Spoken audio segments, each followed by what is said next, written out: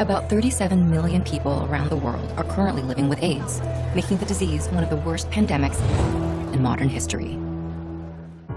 AIDS, or acquired immunodeficiency syndrome, is a disease in which the human immune system is severely impaired. It's caused by the human immunodeficiency virus, or HIV, and is the last stage of the virus's infection. To stay local, there are people who will travel longer distances. What's your advice when it comes specifically to flying and air travel? We're still in a phase where travelers need to look carefully at their... It's mysterious, it's deadly, and it's baffling medical science. Acquired immune deficiency syndrome.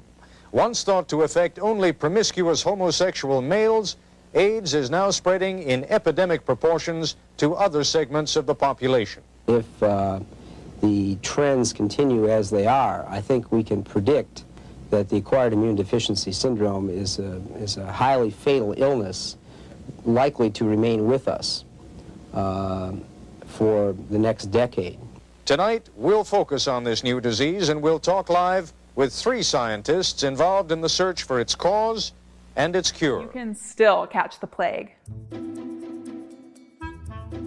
Between 2000 and 2009, there were more than 21,000 diagnosed cases of the plague worldwide. But despite its centuries-long horrifying history, the scariest part of the plague today is its name. Los Angeles is in a very dangerous situation. Hospitals in the nation's second largest city could be overwhelmed by Christmas if no action is taken. And if we don't make these decisions now, we will almost certainly have to shut things down again, and more people will get sick and die. NBC News obtaining a White House report calling the pandemic's trajectory aggressive, unrelenting, expanding. With a record 73,000 hospitalized today, on Thursday, Ohio begins a 3-week curfew from 10 p.m. to 5 a.m., more than half the nation implementing new restrictions this month. We are in an utter emergency here. Dr. Daniel Johnson works the ICU in Nebraska. Hospitals at a breaking point and some morgues filling fast. All 50 states across our nation now have COVID cases on the rise by at least double digits. California is in crisis again. Daily case counts doubling here in just 10 days. Long lines for tests. If you are going to fly, consider this risk checklist. Your destination. Is it a hotspot? And do people there generally wear masks as recommended by the CDC? Where will you stay? Who will you interact with?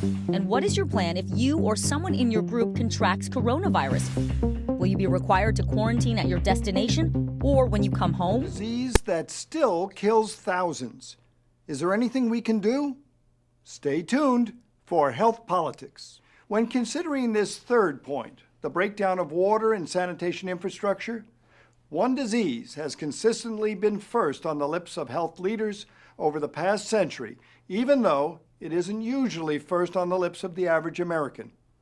This disease is cholera. 1918 loom over the current global battle against the coronavirus.